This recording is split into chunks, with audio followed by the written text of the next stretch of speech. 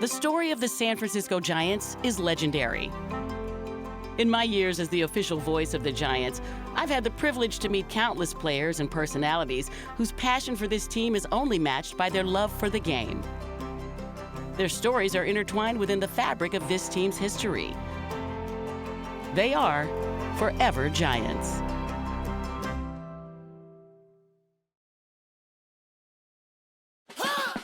Vida Blue's professional career began when he was drafted in 1967 by the Kansas City Athletics.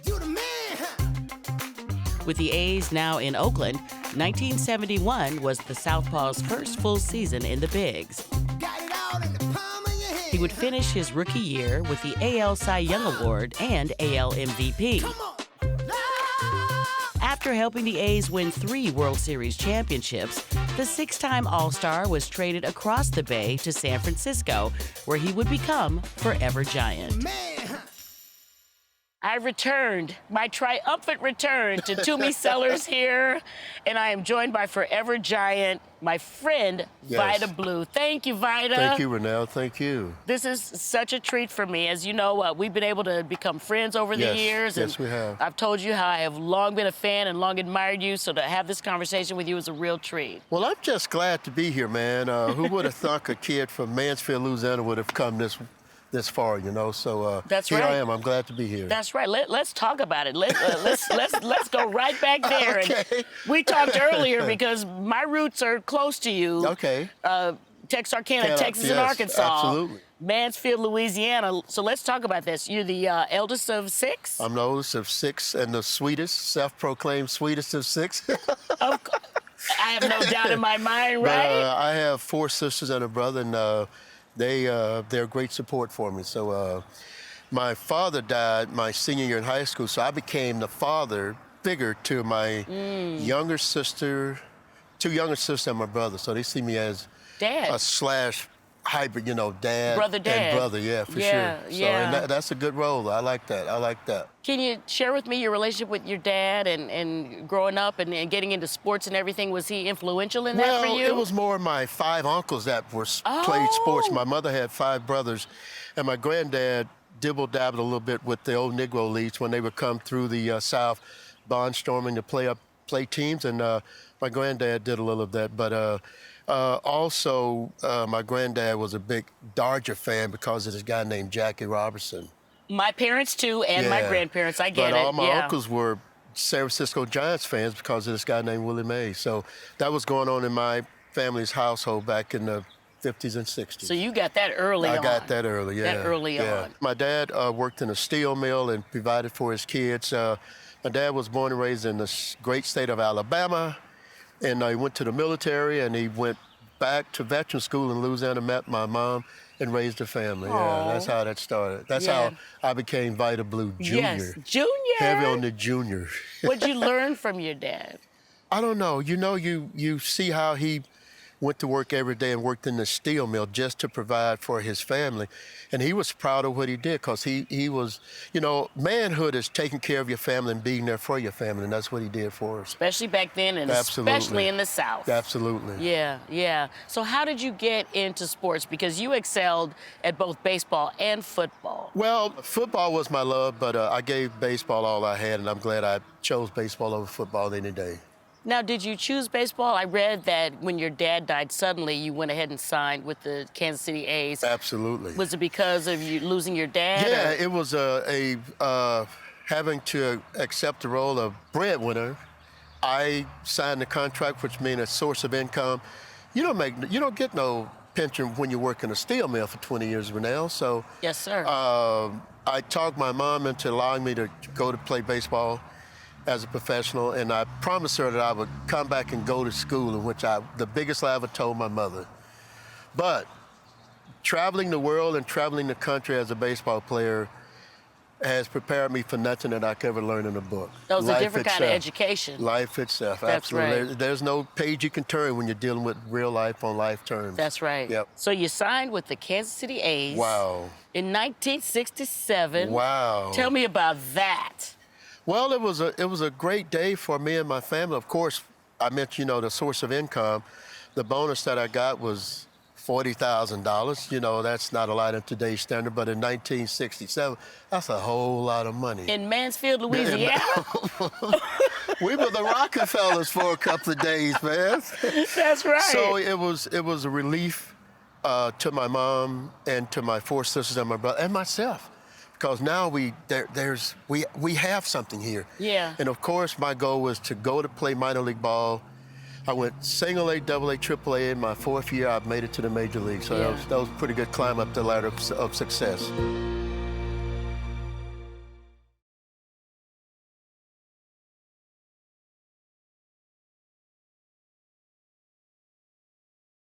All right, so take me from going from the minor leagues to getting that call up to the majors. Let's go there. Well, the September of 1970, I got called up from AAA, and it was my turn to go and try to get a job as a big league player. I think I was like 1-1 for like maybe 3 or 4 starts in that September of 1970. But what happened was I was in the military at the time. I was Army Reservist. And I went to basic training the winter of 1970 to Fort Bragg, North Carolina. Respect. Yes, I went there for basic training. And when I left basic training, I went to my mom's house for a week. I went straight to basic training. I'm not basic training, there I go. Spring training.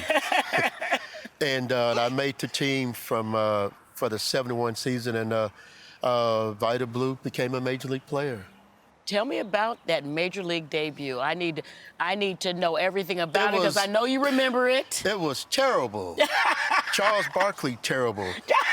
Terrible. Terrible, yeah. It was against at that time, the Washington Senators were still in Washington, and it was against the Washington Senators. And I think we lost the game like 8-1 or 8-0. I'm like, oh man, I was opening day pitcher. And I'm like, wow.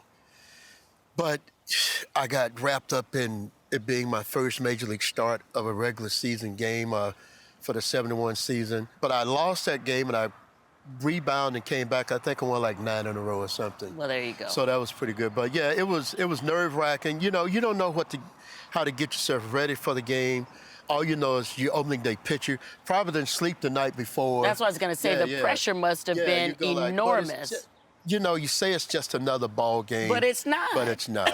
It's a big game. It's a big game for you, because the world is now watching this kid, Vida Blue. And of course, I had a great minor league career. My last season in AAA, I think I was 15 or 16 and 10 or something. I'm not sure. So your reputation preceded you. Absolutely. Right. Who's this hot shot Vida Blue? And there I go. Terrible. Absolutely terrible. But you turned it around. Yes, I did. You turned it around. The rest is history, as they say. But I was so fortunate to get to do that and have a great season in 71, to get to be on the cover of the magazines. That was pretty cool. Yeah, don't just short sell that. That was the cover of Sports Illustrated and the cover of Time magazine. And Look in Life. And Look in Life. Okay, the kids don't know. The kids are what is Look in Life, but I mean, how is that settling in for this kid from Mansfield, Louisiana? I forgot 2 more. Oh, there's 2 more. It's okay. You'll know these. You Ebony and Jet. That's good knowledge. That's good stuff. African American publications, for those of you that don't know. I know that's right, Vida. Yes. Yes. So I don't know. It gives this larger than life image, but you gotta just kind of keep it all in perspective, because you still have a job to do. You still want to live up to that stuff, but at the same time, you get to appreciate it a little bit. But you still got to go out there and pitch every 4th day. Yeah, but and that's what I had to do. Yeah, so that's where the mental toughness in this game comes in, right? Absolutely. Because you're getting all this praise nationwide notoriety. Television give it this larger than life image, and you know, you just got to go do it, man. And some kind of way it happened. Thank the good Lord for giving me the ability to throw a baseball. Yeah, and you threw a baseball hard, Vida Blue. Thank you very much. Okay, as a southpaw, you were a power pitcher, which is those things don't usually compute together. Pete Rose said about you that nobody threw harder than you. Oh, he was being kind. He hit 385 off of me like well, that. Well, then there's that. Then there's that. Pete was making sure that I continued to throw him fastballs. Yes. I know he was setting me up for But you did have a pretty nasty fastball. Thank you very much. Was that natural, or did you work to develop that fastball? Renel, all I knew was get the ball and throw it as hard as you can, as long as you can. There was nothing scientific about my approach to pitching. Of course, as I got older, you learn the scouting reports. You learn who the first ball, fastball hitters are, and the guys that like the ball inside versus away. Right. And you learn to study that, and you put it in your memory bank. But my power gets to hit his best stuff, and that was the challenge that I took when I pitched a major league game, as hard as I could, as long as I could. Sometimes it worked, some days it didn't, and especially the days when you don't have your A game. You got to know, you learn how to maneuver through a situation when you don't have your A game. Mm-hmm. So I learned to do that too, and that's the art of pitching at its best.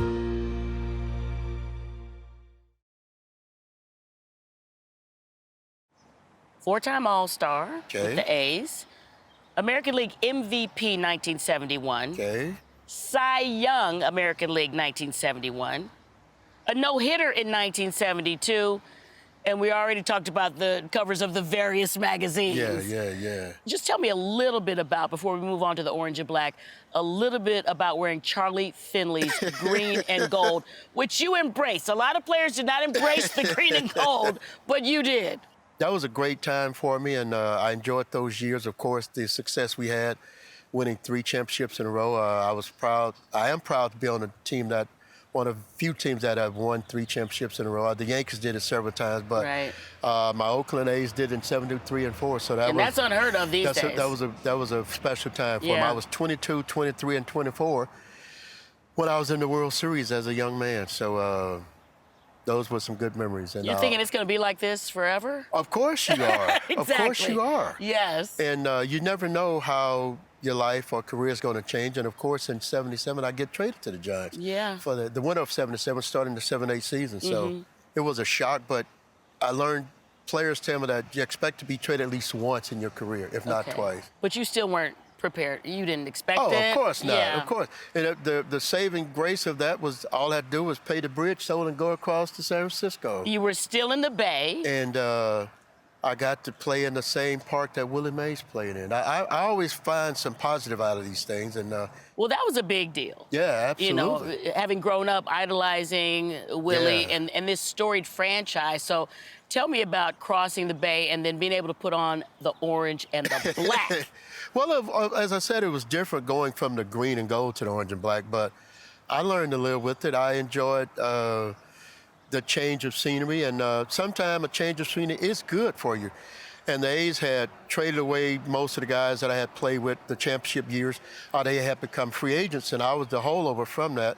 And to get traded to the Giants was a godsend. As I mentioned, I stayed here in the Bay Area locally, and I got to build a fan base in the West Bay like I had in the East Bay. So it was it's nice now when I go out in public. Well, I'm in Oakland, San Francisco. They're Vida Blue fans, which is good. You can't ask for anything. On both sides of the Bay. On both sides of the Bay. You can't ask for anything more. Exactly. So you had a great 1978 season, but did you have any trouble transitioning from the AL to the NL? I had a great first season in the National League, and I'm very proud of the fact that I made the adjustments that I had to make. And I tricked them for a couple of years before they realized what the heck I was doing, Renel. But I enjoyed it the way I would enjoy anything else. But again, I was just doing my job. Yes. Now talk to me about Candlestick. Now tell me about the difference between pitching at the Coliseum and then dealing with the environment and the elements at Candlestick. I know you've got some memories about that. Well, you learn to adjust to that too. You learn to adjust to the elements, and you wear the long underjohns under there. You wear the wool undershirts underneath that. You had to layer up. You put the hot cream on your whole back. You go into the sauna in between innings. You learn that the wind circled and the hot dog wrappers came by, so you look out for those. You don't want to get stuck upside the head with mustard. But again, one of my managers said, well, they're playing in that same weather too, so there you go. So I just go out there and try to do my job, man. Little home field advantage. Absolutely. But it was always funny to see the team from Atlanta when they come in. They'd have the big football parkers with the hoodies, be freezing their tails off, sitting in the dugout with the sand getting in their eyes and those hot dog wraps again, circling back around to the third base dugout. But I can say I played at the stick. It was a grand old lady and withheld that earthquake in '89. But I got to pitch at Candlestick Park, the same stadium Willie Mays played in. That's right. and Mr. Willie McCovey. That's right. Yeah, That's can't right. leave him out. Well, since you brought them both up, can you talk to me a bit about your relationships with both of them, starting with our beloved Mr. McCovey, who we just lost? Oh, man, he was the best man at my wedding. That was pretty cool, huh? I saw Willie Mack hit his 500th home run. And when I got traded to the Giants, they put my locker right next to his. Oh, wow. How cool was that? Wow. I said he was a giant among giants. And of course, Mr. Willie Mays, come on. Come on, what can you say? He's full of energy, and I like to hear him talk about the stories. And I've got a chance to pitch to Willie Mays in the 1971 AllStar Game. I can close my eyes and visualize him hitting a ground ball to Louis Aparicio, who played shortstop for the American League team in 1971. Seemed like it was yesterday. Two special men in my life, and I got to see each of them play. Of course, I pitched to Willie Mays in the '73 World Series, his last season with the New York Mets. We beat the Mets in '73, so that was his last go-round as an active player. So both of those men are special in my life. Very special. Is there any one thing you can pinpoint that you learned from them? Maybe they didn't even verbalize it. Maybe just from watching them deal with everything. Well, just learn how to be a big leaguer on and off the field. You know, you can be a major league player. That's great. But to be a big leaguer, you're doing it with class all the time. And Willie Mays and Willie McCovey are two of the classiest guys I've ever met. And just to sit back and be in awe of those guys, you'll learn something if you just sit there and watch and listen. Yeah. Yeah. So Yeah. they were some good men. They are some good men. I'll say like present tense. And it's nice to see Mr. Mays around the park all the time. It's the best, right? Yeah, for sure, man. It's so great. And to see how the fans react to him, it's so great. He's a living legend, He man. is a living legend, no doubt about it.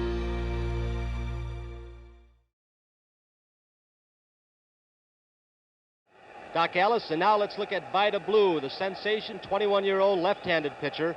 Vida, as Kurt mentioned, will be facing a power-laden National League lineup, led off by the great Willie Mays. Here's Vida Blue.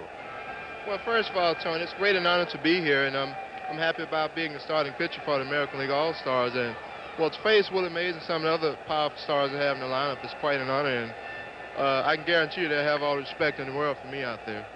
I want to talk to you about starting the AllStar Game for both leagues. Cool. Because you said that in '71, when you started as an Oakland Athletic, that you were a deer in the headlights in that AllStar Game. Well, I'm walking around looking at Brooks Robinson, Frank Robinson, A.L. Kaline, Louis Aparicio, Wow. Harmon Killebrew, Frank Robinson. Oh. The National League had Willie Mays, Willie McCovey, Hank Aaron, Johnny Bench, Pete Rose. Oh. I don't even think Roberto Clemente started. I think he was on the team.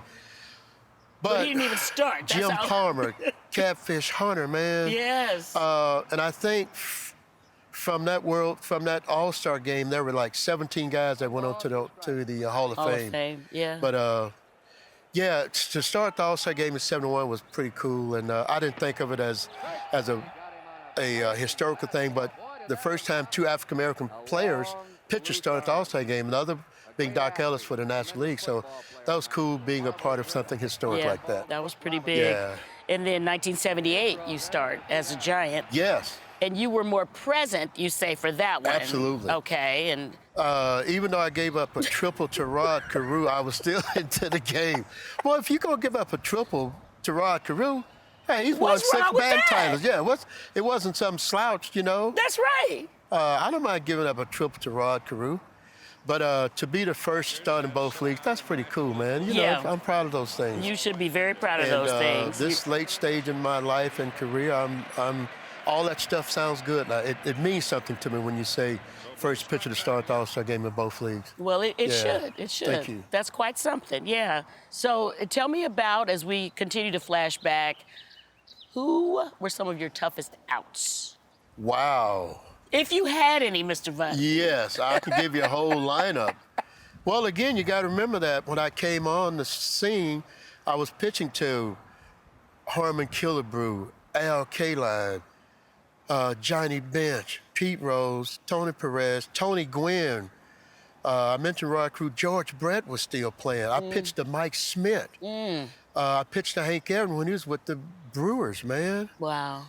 I even pitched to Mr. October, Reggie Jackson, when he got traded to Baltimore. I was still with the A's.